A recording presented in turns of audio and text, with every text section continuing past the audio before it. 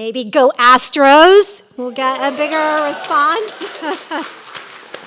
Right, so it is so good to see everyone here live at Asia Society tonight after a very long season of Zoom. But I also want to welcome not only you, but those who are watching virtually tonight as well.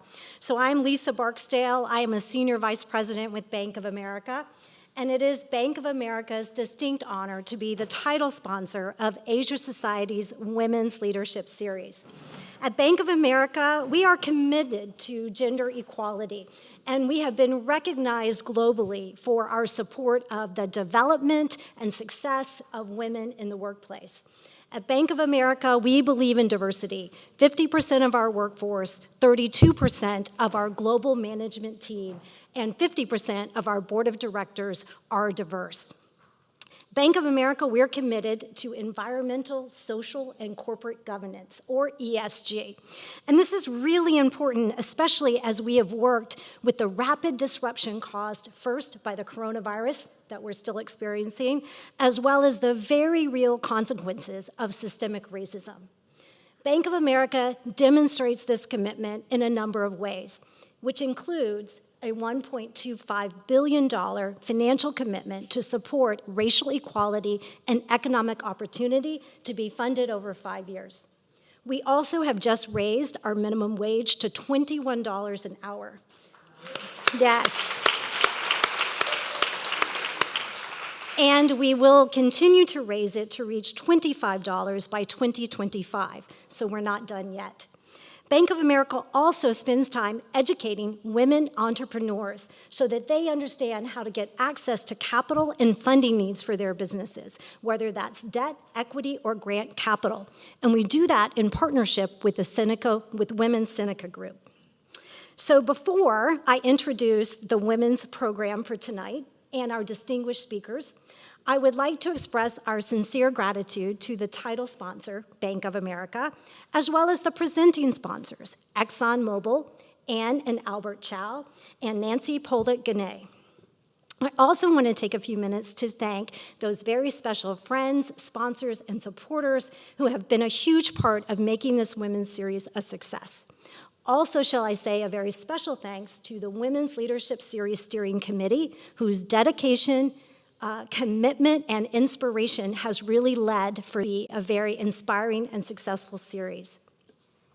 Asia Society has really been at the forefront of recognizing women, their accomplishments in the workplace, as well as the support and direction they need to be fantastic leaders. And our program tonight actually launches the 7th year of the Women's Leadership Series, and I'm proud to say it's still going strong.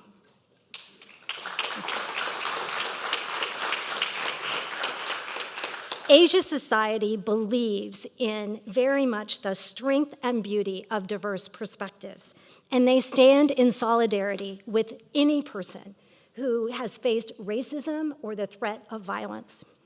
They trust in the power of art, of dialogue, and ideas to combat bias. Now, I'd like to turn your attention to a short video.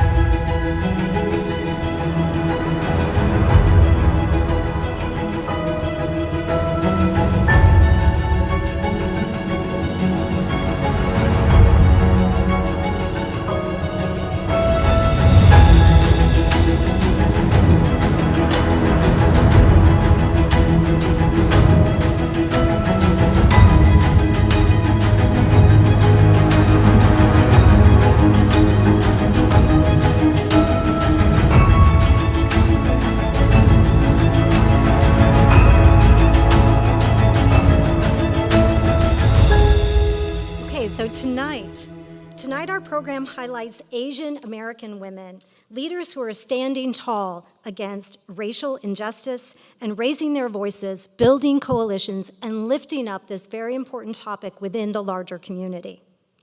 Spanning from the nonprofit sector to the corporate boardroom, these women are standing up against racism and and pursuing equal rights and opportunities for Asian Americans and others. To discuss how they're tackling this issue through both their personal and professional work, we are extremely honored to welcome Hong Ogle, who is the Houston Market President for Bank of America. She leads Bank of America's local ESG effort, as well as being the chairperson of the Bank of America Charitable Foundation in Houston.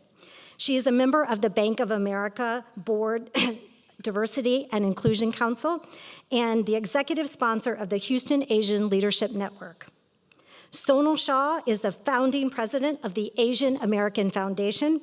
She has extensive experience in both the public and private sectors, and she has served as Deputy Assistant to President Obama and Director of the White House Office of Social Innovation and Civic Partnership. In the private sector, Sonal led technology initiatives for Google.org as well as Goldman Sachs. Ann Sung has served as a trustee on the HISD Board of Education since 2017. She previously taught at Wisdom High School, where she served as the chair of the science department. As an HISD trustee, she has been a strong advocate for college and career readiness standards, strategic partnership in bringing wraparound services into the schools, and improving the special needs programs. And then moderating the program probably needs no introduction, especially here in Houston, our ABC award-winning journalist, Melanie Lawson. Melanie has interviewed a wide range of notables, including 3 US presidents, Henry Kissinger, the Dalai Lama, among many others. She is also on the board here at Asia Society Texas, and as I said, she has moderated many important and invigorating conversations right here at Asia Society, and we're very privileged to have her with us tonight. So please join me in welcoming Hong, Sonal, Ann, and Melanie.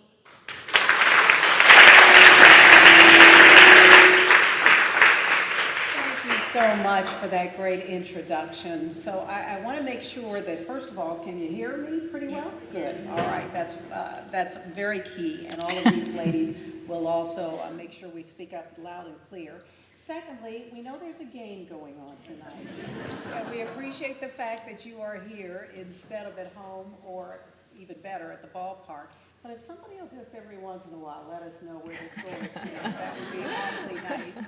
That would be terrific, just so we won't feel as though we're really out of it. And thirdly, afterwards, if you have any questions, we would love to take your questions. So I'll let you know when we've got just a couple of minutes left, but you might start thinking about that as we go along. Well, I want to begin, because I am a news person, with kind of the latest headline, and it is amazing just how timely this was yesterday. The FBI delivering a really shocking report yesterday indicating that hate crimes in the U.S. rose in 2020 to the highest level in more than 12 years. In fact, it hasn't been this high since right after September the 11th, when many Muslims were targeted at that point. Now, the largest number of hate crimes are still among African Americans. That's the group that is targeted the most. It was up more than 40% over 2019, from 1972 to 2871 that were reported.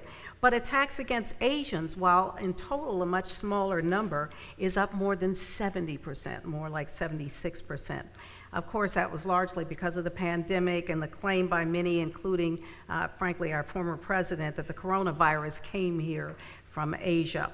And while incredibly ignorant, that belief unfortunately found a home with far too many people out there. So I wanted to bring that as kind of a context for our conversation tonight. And first of all, just ask the three of you if you have any response to that, if you've heard about it, or how you feel about just hearing those raw numbers. And anybody can jump in. Well, Melanie, we started our organization just because of that, for that reason. Well, that's the national number. The crime rates in places like New York City have gone up 833%. In Oakland, 250%. So what you have is Asian Americans are being targeted at higher rates, and that's exactly the reason we started our foundation. And we should mention your foundation, the Asian American Foundation. Yeah, which started in May of this year. We started in May and launched in May of this year. Which is pretty incredible. Anybody else want to just sort of comment on those numbers? Yeah, it is truly sad to hear about those numbers. America is a great country because of the diversity, because we all came from different backgrounds, and most of the Americans are so tolerating of each other, collaborative. It's just terrible to hear about these stats that really represent the small group.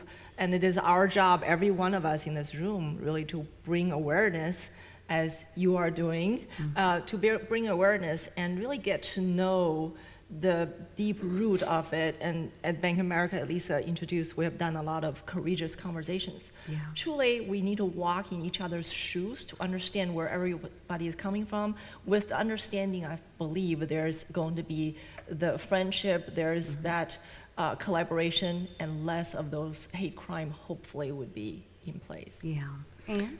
Unfortunately, when we see these kinds of hate crimes at the national level, it seeps into our schools too. So at the start of COVID, when those claims of coronavirus coming from China were being made, I would hear from students in our schools, unfortunately, that they would echo what they were hearing. And so, saying Kung flu and things very offensive, right, were the experiences of our students. Just this last week, we had anti-bullying week in Houston ISD. And so we're always taking a proactive stance, especially now that our kids are back in school, to teach our kids about how do we all get along. And we're having to reteach that this year after many students have been home for a while. Well, thank you all three of you for mentioning that, such brilliant and accomplished women. We know that, for instance, hate crimes are notoriously underreported in large part because the standards are so high set by legal authorities. But I want to go back and really talk to you all about your lives and how this has sort of entered into your life. A recent NPR poll found that 1 in 4 Asian Americans feared their households would either be attacked or threatened because of their race or ethnicity. So I want to ask you about any personal experiences you'd like to share, whether it's for you, your family members, good friends, but growing up in this country, have you personally experienced that kind of, and I don't want to call it hate, but certainly mistreatment, if you will? And again, in fact, this time I'll start with Anne. She's at the right end of the table. Sure.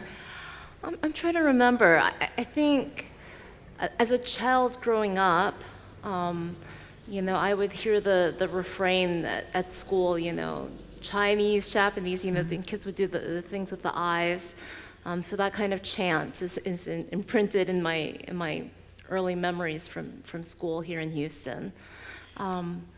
But as an adult, I'm trying to remember, I feel fortunate to have had the opportunity to spend my adult life serving in schools, as a teacher, as a department chair, working in the nonprofit sector, supporting students and families, and I haven't personally experienced a lot of discrimination because of my race.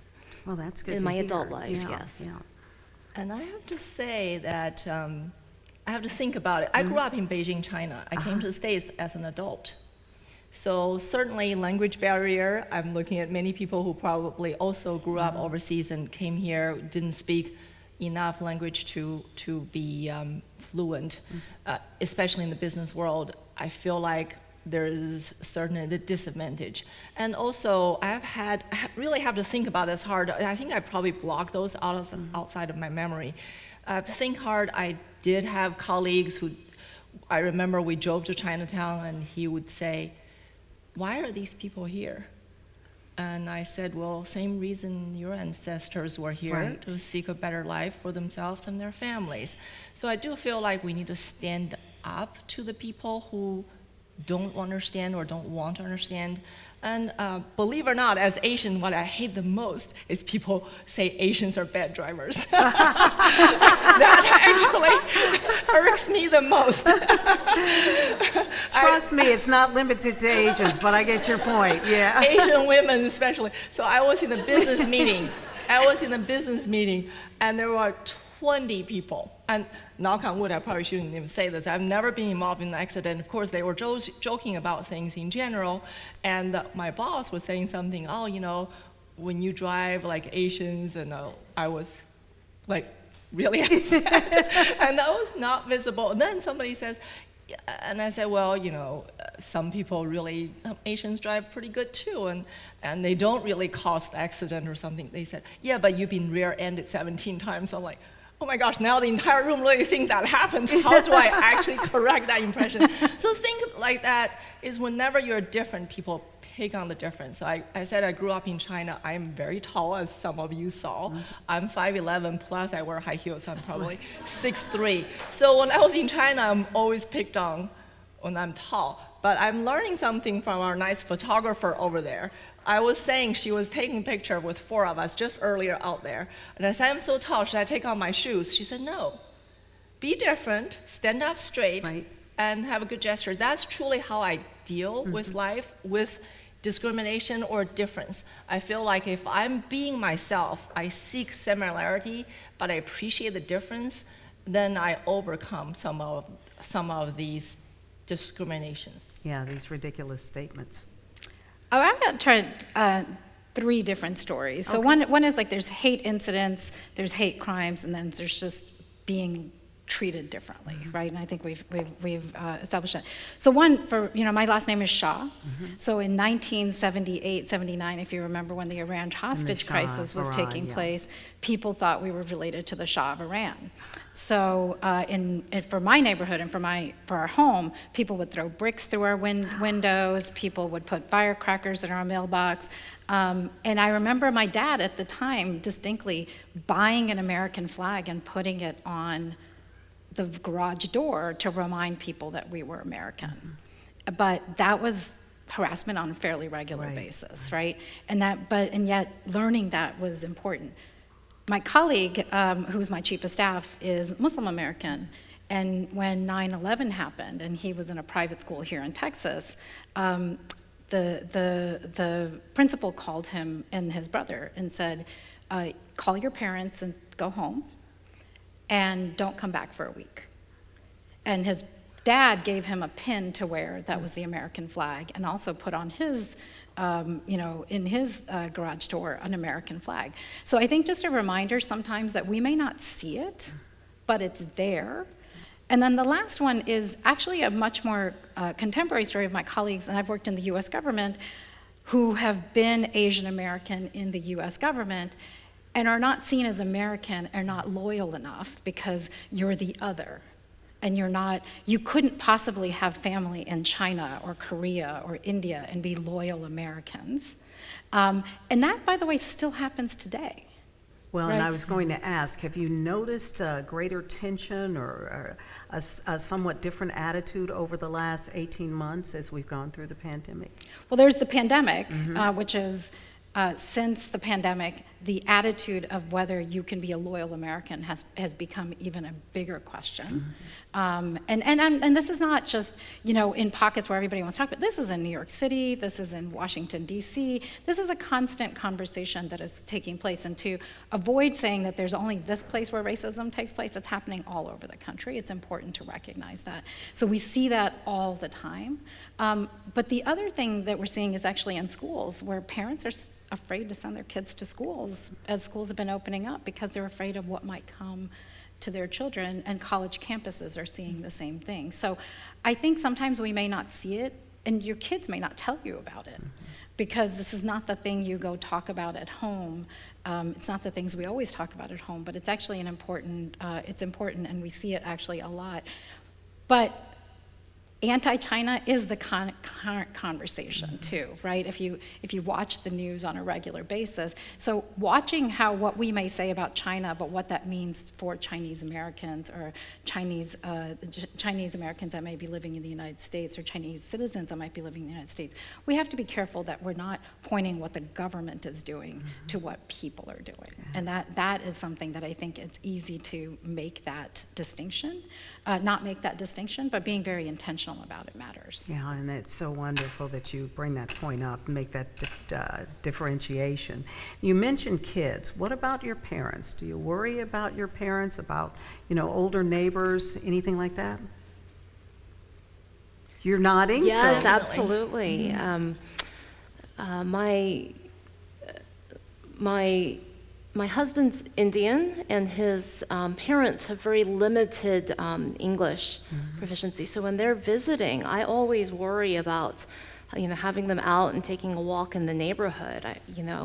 They hear stories about people being mistaken for being a robber or a thief, and the gun laws are quite different too in the U.S. versus my relatives in China or my husband's relatives in India. And so making sure that when people are visiting that they're safe is something that's always top of mind. And so I always go and find the constable. I say, this is my family, and this is my house.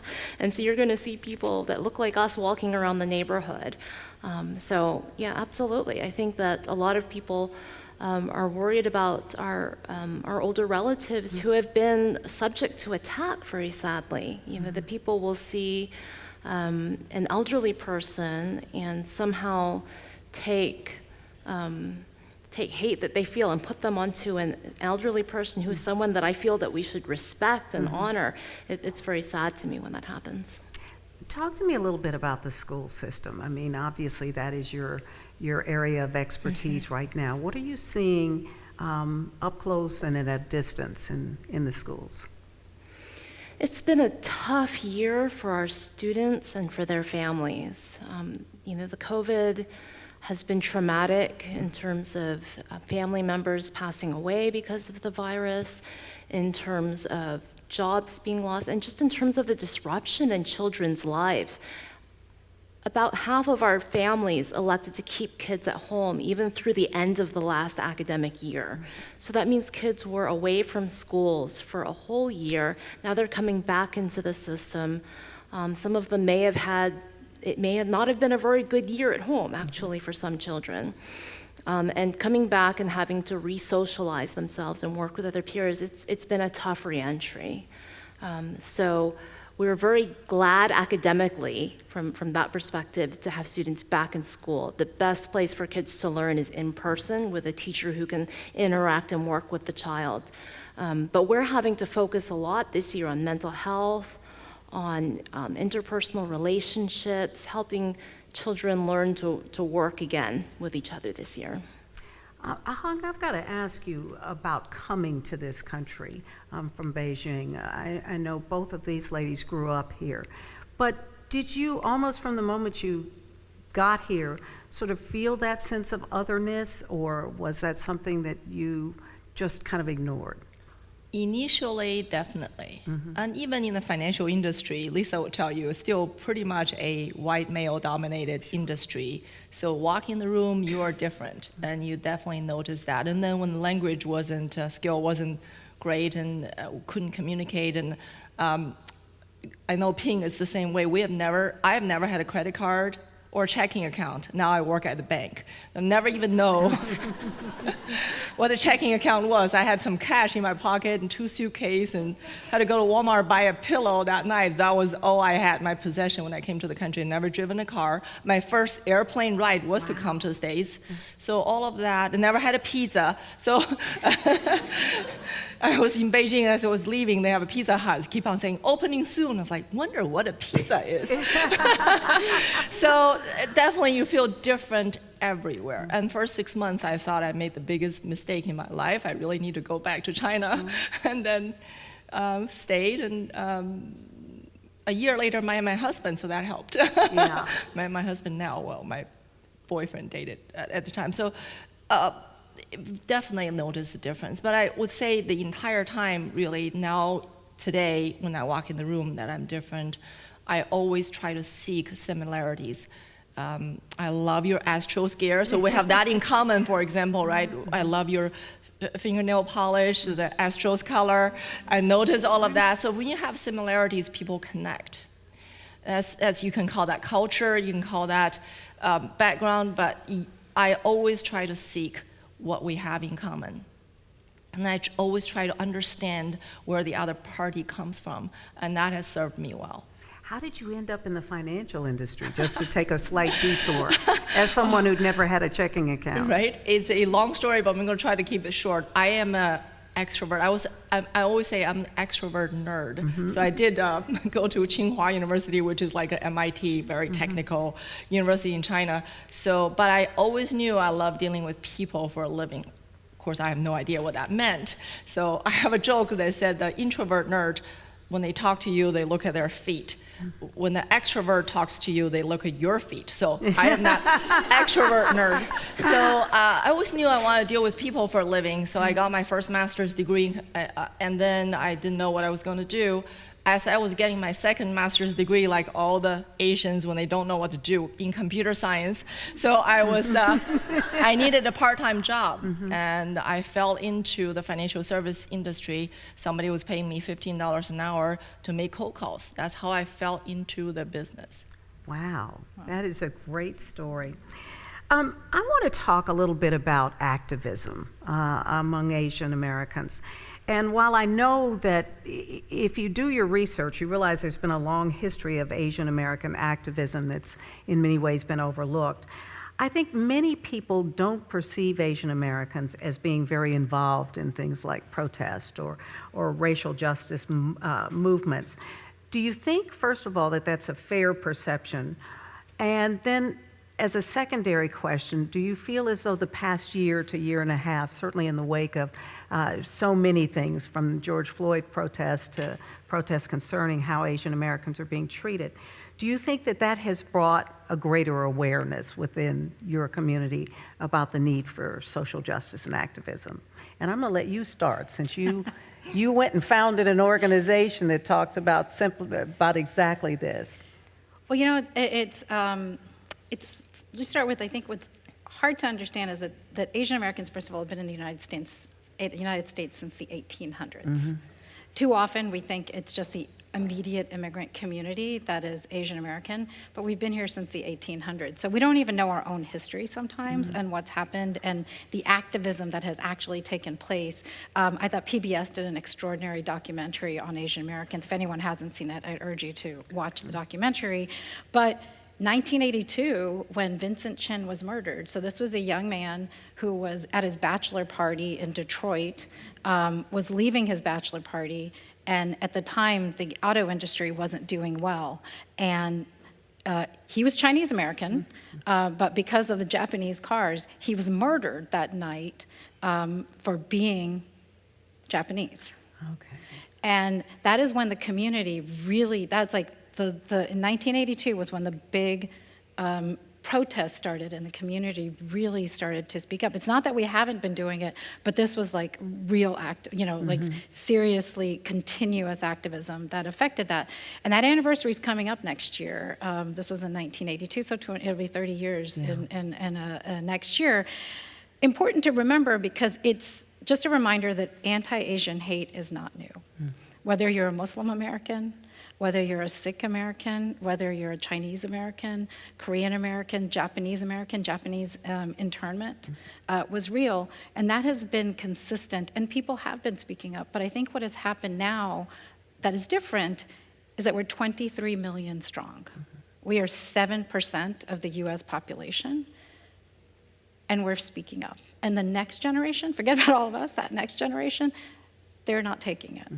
And they're standing up to be AAPI. They're not standing up to be Sikh American, just Muslim American, or Chinese American, or Indian American. They're actually standing up and saying, we're gonna stand together as an Asian American. And they're linking arms with the Blacks, and with the Latinos, and with the LGBTQI communities. And what's happening is that you're starting to see a movement that's coming together to say hate is hate. It's not your hate versus my hate, it's hate. And that we can address it together. Well, and I guess that's why I want to kind of go back to that question about the perception. There has often been a perception that Asians are not part of a social justice movement, not only for themselves, but for other groups. And this is kind of an aside, but I'll mention it nonetheless. My dad was very involved with the civil rights movement during the 50s, 60s, and 70s. And he went to the George Floyd protest that was here downtown. Now, he's 93 now, and so when I looked up and saw him on TV, I was horrified. I want his energy. Yeah, in a wheelchair up at City Hall. But one of the things he said to me was he was so struck by the diversity of the protesters that day. He said, you know, in all the years that I've been involved in this, during the civil rights movement, you would see lots of, obviously, African Americans, but you would also see some Anglos. He said, but I've never seen anything like this kind of quilt of so many different people. So I guess that's the question, and I'll toss it your way, Ann, if you don't mind. Do you think the perception has been there all along, or do you think that in general the Asian American community has not been as forceful about taking part in things? There's a long history of Asian American activism in the United States. And by the way, I was there with my little girl, the next generation, at those Good. protests. And that led to some interesting conversations with my daughter. But we added Cesar Chavez Day to our holiday calendar in Houston ISD a few years back. And I had the opportunity to talk a little bit about Cesar Chavez. I was trained in community organizing by a professor who learned Marshall Gans, who learned community organizing from Cesar Chavez. So I'm in the Chavez lineage. But I had the opportunity to share with my colleagues that when Cesar Chavez was organizing protests, the Filipino workers were right there with him. So there is a long history of Asian American activism and Asian Americans working in solidarity with other groups to achieve justice in this country.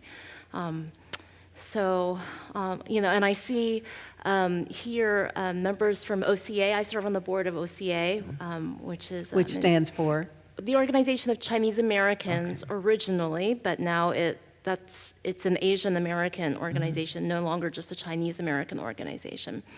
And but it's a civil rights organization, and in the last few years, one thing that OCA did, working with young people in our schools, is in conjunction with Mi Familia Vota, bringing Latino and Asian American students together to develop as leaders in our community. And so I think to look to the future, like Sonal said, you know, the next generation of Asian Americans are really looking to seek justice for all.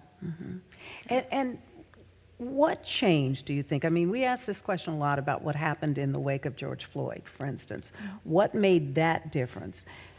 What do you see as the big changes here? And do you see Asian American justice groups working more with, you know, Black Lives Matter or with, you know, Cesar Chavez Society or whatever it may be? Well, I think the second generation, as you both are, I do think I see more actively involvements for the second generation. First generation, like me, are more initially at least focused on make sure they make a living and build a career in this new country. My son, for example, went to the protest too. So very much involvement, very much feel like they're part of it. I really do admire you for doing what you.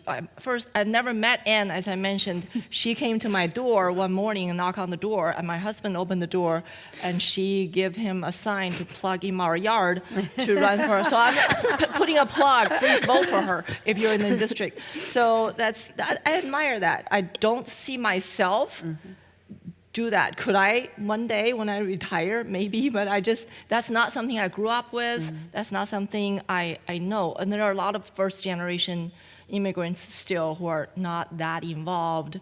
But I do think with time and also with the social event, as we all are progressing, we can learn a lot from our African American friends and other communities that we need to have a voice and that will make a difference. And Linda Toyota sitting back there, I know she has been very much an advocate, and we all need to learn from people like you, and so many of you are just really standing tall for us to all learn from. And what do you think changed, if I can ask it like that? Yeah, I think the perception is real, right? I think you're asking the question because the perception's real. People don't think Asian Americans stand up. They also think Asian Americans are all wealthy. And you know, you ever were at the Asian Society, but the point of this is that what's interesting is that I think the election, I think the anti-Asian hate that started last year, actually the spike was in February of last year. Really? Which Even was really, before? we began to Yeah. see, even before all the stories were being shown on TV, the spikes were the highest in February and March. And which is why we got formed, is that the Anti-Defamation League came to us and said, hey, we're seeing these spikes in anti-Asian hate. Are you all going to do anything about this? And that's why the formation of the organization even started. So I think what's happening is people are seeing it, and they're now starting to say, we want to be visible, not invisible. We've been speaking up, we're just not seen when we're speaking up. We've been saying things. I'll just give you an example in companies. One of the interesting things that I've learned with companies over this past year is how many Asian American groups internally never had an employee resource group. They weren't even seen as part of the companies. The tech companies, for example, 20% of the workforce is Asian American. Wow. And no one talks about it. They don't get promoted. Yeah. They might get the entrance, but they don't get promoted. But we don't talk about it. So I think this question of people saying no more, we want to be seen, is becoming a real question. And I think watching the George Floyd protests, I think gave people the power to say we too need to do the same. But no longer are we protesting on the back end. We're going to step up and say we have to make the change happen. And so just an example of how it affected me. In 1 month, my board put in $125 million for 5 years when we launched the organization in May 4th. By June 4th, we had $1.1 billion in pledges to the Asian American Foundation That's because incredible. people were ready to see change and wanted to see something different. All right, when you talk about that not wealthy part, I'm gonna. But it wasn't all Asian Americans. and It was corporations, Yeah. it was foundations, and it was individuals. So the board itself was Asian American, but the people who put up the money were corporations and foundations. And I'm so glad you mentioned that, because that was going to be my next question. Do you have the sense now that there are people out there fighting for you and alongside you in perhaps a way that has not been expressed before? Because obviously this May, I guess, President Biden signed, the bill that said, we're going to do more about anti-Asian sentiments. So do you have the sense that there are more organizations, more others who are interested in fighting for your racial justice as well as their own? Yeah, I mean, when the Atlanta shootings happened in March, it was the NAACP, it was Unidos, it was the LGBTQ communities that came and said, what do you need from us and how can we help you? We've been through this, what do you need? And when you think about, all of the groups that are coming together to say, we have got to stand together, it's the Southern Poverty Law Center, it's everybody's sort of saying, we have to fight this together and we have to come together. But to be fair, it takes work. Because it is so easy to divide my hate versus your hate. Yeah. And we see it all the time. It's like, oh, it's not as bad as it was for. But that's not the point. The point of it is hate. And if we get divided, then the point gets lost in the process. And we have to make the extraordinary effort ourselves. But also we're seeing and holding and talking to our colleagues in the Black community, in the Latino community, in the LGBTQ communities, in the Muslim communities to say, we have to work together to make this happen. It's why when we give grants, we're thinking about how are we giving it across the board. So it's not one community versus another, but we have to be able to talk to each other. Well, how does that make you feel to have people jump on the bandwagon with you? It makes you feel like you have the power to do something, but it also gives you the responsibility to make sure it's your job to also jump in the bandwagon when something else happens. You can't just want somebody to jump in the bandwagon with you and not be able to go stand and jump in the bandwagon for someone else when it happens to them. So it's both the power of feeling like you're being seen, but also then the responsibility to make sure you're paying attention to the next time it's happening to someone else.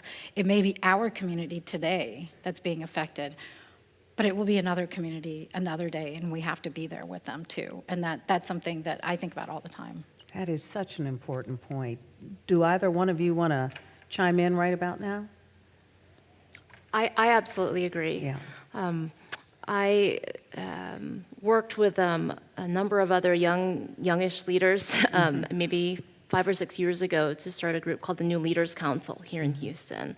And it's training the next generation of progressive leaders. And the beauty of it was bringing together community leaders who might not have met each other, activists whose primary issues might have been education for some, might have been LGBTQ issues for some, might have been racial justice for others, and bringing together leaders to get to know each other, to get to know each other's works.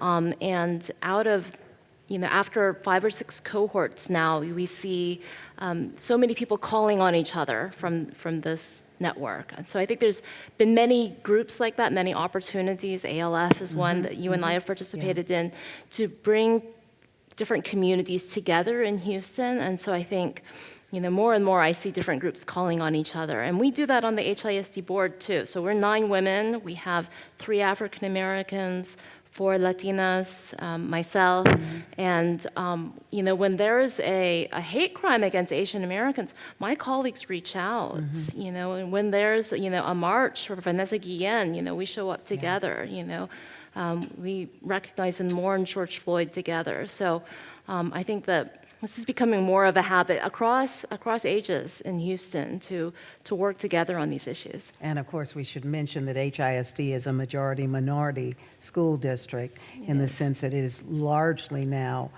Black, Brown, Asian, and 180 languages spoken, I think? 100 languages, spoken in HISD. Something astonishing like that. I want to talk to you, Hung, about the corporate community, about business. Obviously, Bank of America, one of those corporations that has stepped up and said this is an important issue for you. What do you think corporations in the business community needs to do to make things better for everybody, for all groups, but specifically for Asian Americans? Yeah, the corporate community really plays a huge role, in my opinion. It's not just financial support. Nonprofits can't do it all. There's just only so much nonprofit can do, and corporate community have so much influence. And think about the 2,600 employees we have in Houston. If we can take good care of them and make sure people in that community feel like they are all appreciated, have equal opportunity, and then we also go out to all of our clients. If I ask you to raise your hand, how many of you do business with Bank of America? Supposedly, 50% of you would raise your hand. So think about if we also bring that supplier diversity, and so we pay attention to all of that, and our clients, how our employees can match our clientele. If we bring all of that to our own employees, to our clients, and then to the community. So Lisa mentioned the $1.25 billion we committed to for each racial equality. That didn't happen overnight. It didn't happen because of George Floyd's murder. The money was already there. We were going to do that, and then when this happened, we just doubled down on it. So we ended up initially committed to $1 billion, and then we added to it, and we actually also immediately put it to work. We have supported the foundation, and we have also tried to support, locally. For example, TSU has 286 kids weren't going to graduate because of the pandemic. And it could be just a few $100s short. It often and wouldn't is, wouldn't that be sad that some of these are going to be, a lot of them actually, are first-generation graduates. We decided to support them. So there are so many little things we have done. We have given $1 million to University of Houston New Medical School because the kids, everybody's kids to me these days, but the kids, they got in, 37% are Black, 37% Latino, 13% Asian, and they all committed to go back to their community. So we need that, especially during the pandemic. We really show the need of the diversity in the medical field. So those are the things we do every day. Of course, we also give to the museums, and we give to educate the broader people, the Smithsonian, 25 million. So it's all these effort, local effort plus national effort. I feel like we're making such a difference. I'm so proud to be with a company that really put that behind our weight. And most importantly, it starts from our CEO. So as Lisa mentioned, I'm on the Global Diversity and Inclusion Council at Bank of America. This is my 4th year. But our CEO has been CEO for 12 years, and he chairs that committee. He comes to every meeting every quarter. When I first got on, they said, oh, we have a meeting every quarter. Just so you know, the CEO has never missed a meeting. I was like, okay, got it, so I can't miss a meeting. So it starts at the CEO level. It is important to him. And every time he comes to the committee meeting, he says, we've done a lot, we've done very well, but we're not there until our workforce reflect the community we serve. So it really starts from the top, and he is an example of that. Work is never done. And do you feel as though this is a real change for corporate America? That this is not one of those things that in a year or 2 or 5, everybody forgets and goes back to the old ways of doing things? This is the cynical reporter question, but... True. Yeah. No, that's a great question, and it's so interesting you say that. It sounds like I'm a suck up to our CEO, but and he will never see this, so I'm not sucking up to him. He truly is, he was interviewed on, I can't remember which channel, probably CNBC, one of the news channels. They actually just said, hey, when this all quiets down, that's when the George Floyd murder was very much front and center. They said, when this all quiet down, he said, wait, this will never quiet down. So this is going to be an ongoing conversation. We just started this. And we're just bringing awareness to all of our people, to the community. And I fully agree with that. I've learned so much. I feel like I'm not a non-biased person, but I've learned so much through our courageous conversation. I did not know some of our African-American colleagues were afraid. One story I'll tell quickly is that his house actually was, there was a fire alarm, and his wife called him, he was rushing home, and he said he was driving a nice car, going to a nice community, and he told his wife, please tell the police that I am your husband. So a black guy is going to come to this house, and don't attack me, basically. A black guy driving a good car into a good community.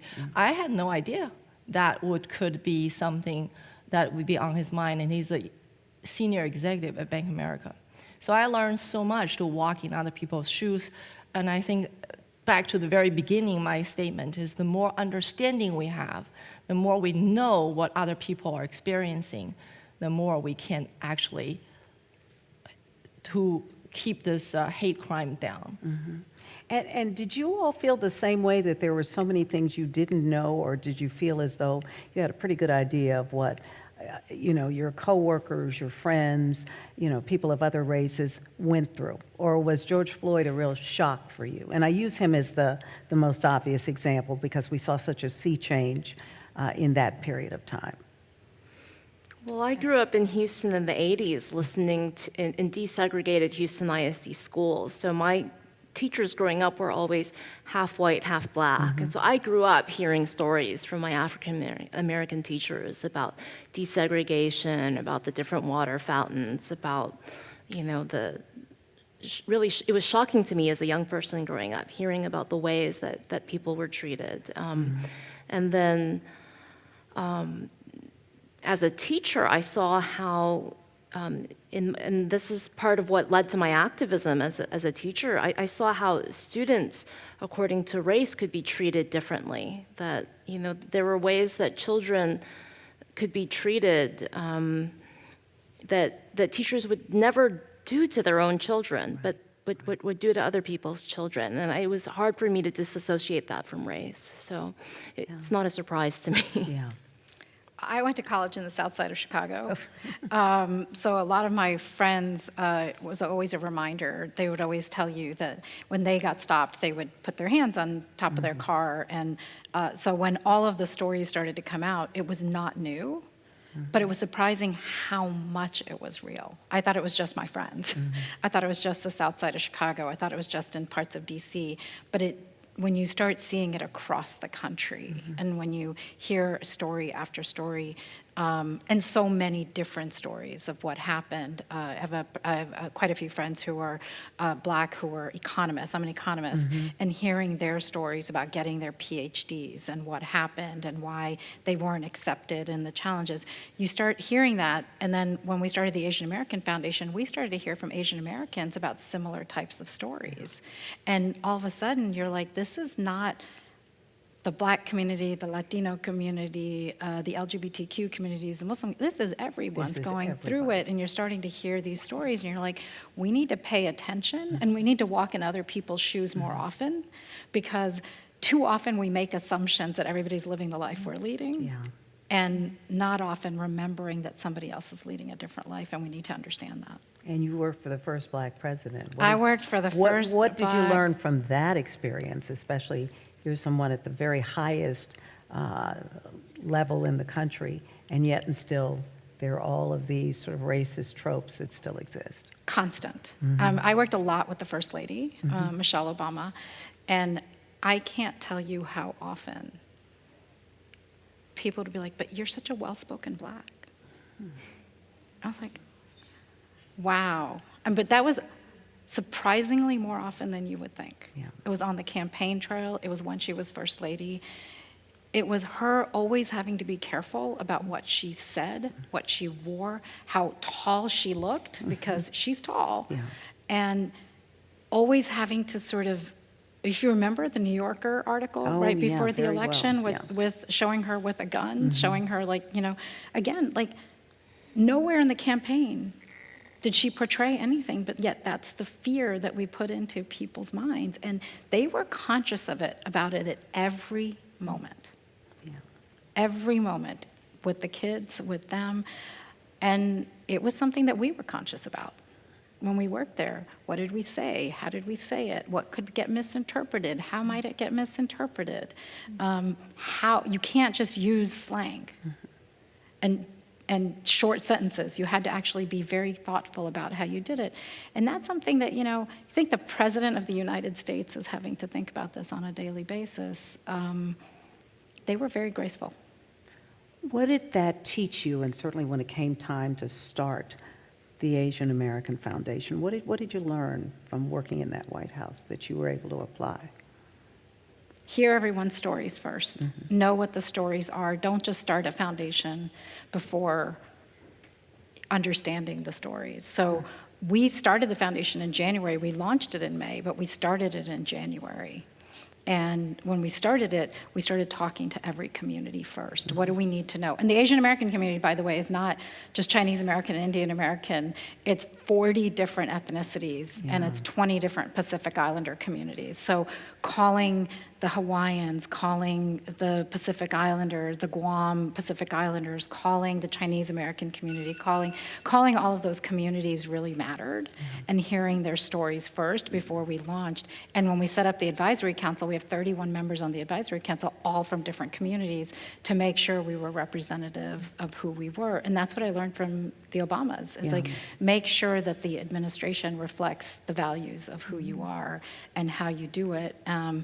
And he was the first call we made when we wanted to launch the foundation. Would you join in with the launch? And he said yes. So then we had President Clinton, President Bush, President Obama join in to launch the foundation with us, because it matters that one of them said yes. Boy, not a bad neighborhood to be in when you can immediately start,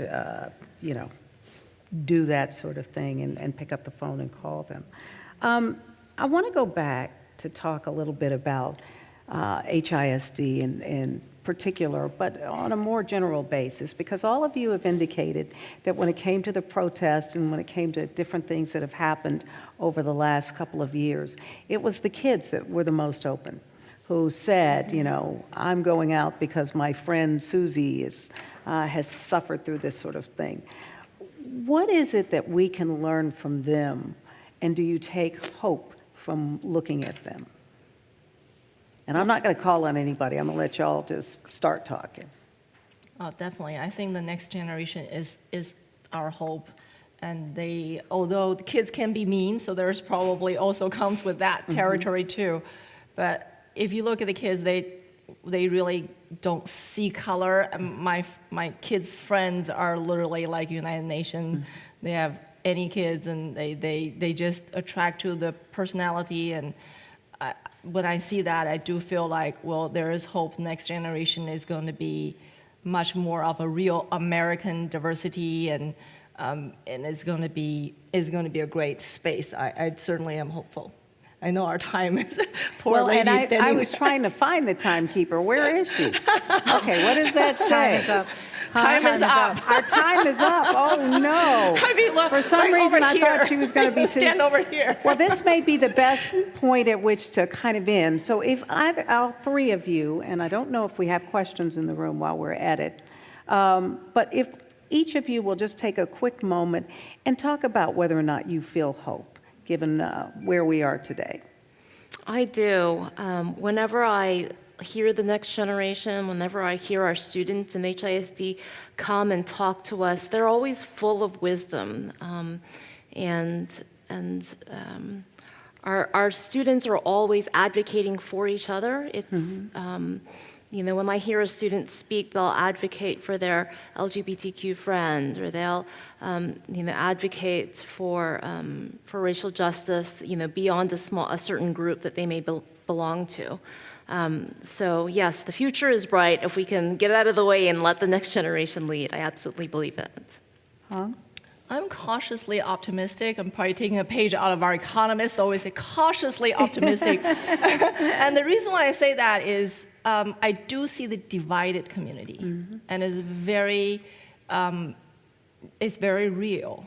Meanwhile, there is the next generation. There is a lot of hope. I feel like if this can go either way, really what we do today with our resources, human resources, our education resources, our monetary resources will make a difference. So we really need to make the right decision today.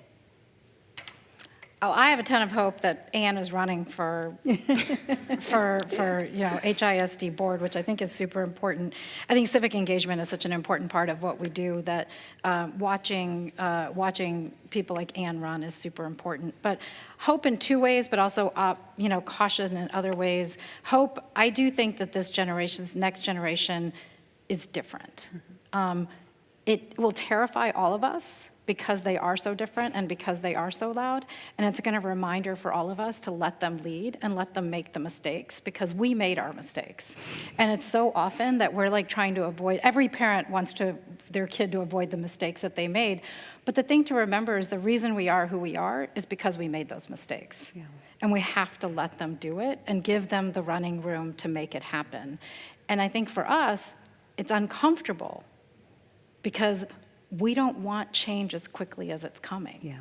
And it's coming. So the best I think we can do is actually be prepared for change and not let the change be the fear. Yeah, what a good way to put it. All right, now, when I'm on TV, I have a producer in my ear telling me what to do. And they say, drop this, go to that, do so and so and so. So I'm going to look for my producers in this room. Shall I just wrap it up and hand it back to Lisa? Or take... Okay, well then that's it. See, there's a great producer right there, Miss Selena. All right, does anyone have a question after this? And by the way, ladies, what a remarkable conversation, and thank you so much for your honesty. Anybody got something burning?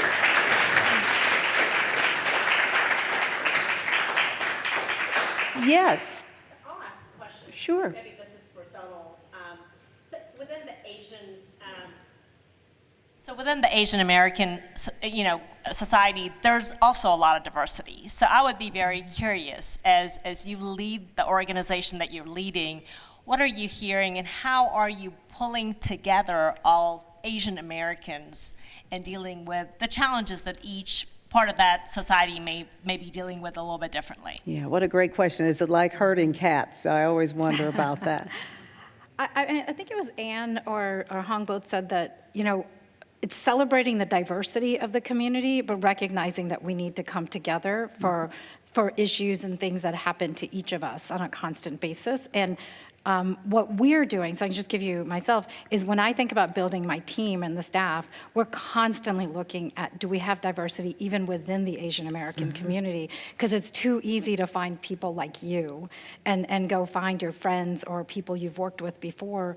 And so we've actually intentionally gone to find making sure people that are working with us are from various different communities. So we're hearing from the Southeast Asian community, from the Vietnamese community, from the Hmong community, from the Indian American community. So we're constantly asking that question. But we're just getting started, and I promise you it's going to be hard. because we already hear from the communities, well, we had this incident happen, why didn't you come give us money? And that's something that we're constantly aware of and trying to keep track of. The challenge in our communities is actually we're also small in our own communities, and we don't all talk to each other. So trying to find the networks where those conversations are taking place and making sure we're doing that is something we're starting to do on a regular basis. And we're opening city and community offices so we can hear from people in communities to do that. But I'd say, Nullifer, keep asking us that question, because it's just the beginning. We're going to have to keep doing it, and it's partnering with the Asia societies. It's partnering with the national Asian organizations as well as the local organizations, and making sure we're looking at both the South Asian and East Asian and Southeast Asian communities equally, because we are a very diverse community with more commonality than we might think. It's easy to point out all of our differences, but we don't always talk about our commonalities, and we have a lot more commonality than we think. Well, and living in such a diverse city as Houston, does that make it easier or harder to try to get so many What's different great, points it's of view? easy to go talk to people on a regular basis because it's such a diverse city that you can actually find many people. You know, sometimes when you're living in California, you know, communities are in LA versus San Francisco versus Oakland, whereas in Houston, it's actually surprisingly condensed in a very large city, but actually in a contained, so you can easily go and meet communities on a regular basis. So I love Houston for that purpose, and I always remind people, like, it is a much more diverse city than people think about when you think about Texas. But when you think about Houston, there's a lot here, and there's a lot that the world could learn from Houston and how we all actually live together and work together. I always describe it as the biggest small town in the Yeah. country in a lot of ways. Well, I just want to say thank you as my mic falls off. Let me thank you once again for what I consider to be just an exceptional conversation. I learned a lot. I hope some of the folks in the room did as well. And I just have to thank the three of you. You are such brilliant, such accomplished, and open women, and I really appreciate this Well, thank you. conversation. You're an amazing moderator. Thank you. Well, yeah, she just sort of wanders up and down the road. Thank you so much. I want to turn it back over. Is it? Oh, okay. I wasn't sure who I was tossing it to next. Back to you, she says. And by the way, what's the score? Does anybody know? 3-0. Not the way we Astros want. are up 3? No, we're down. Okay. Then let's not speak of that again.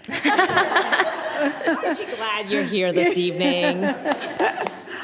Good evening. My name is Nullifer Malavi, and I have the privilege of chairing the Women's Leadership Series Steering Committee. Can we, one more round of applause for this amazing panel?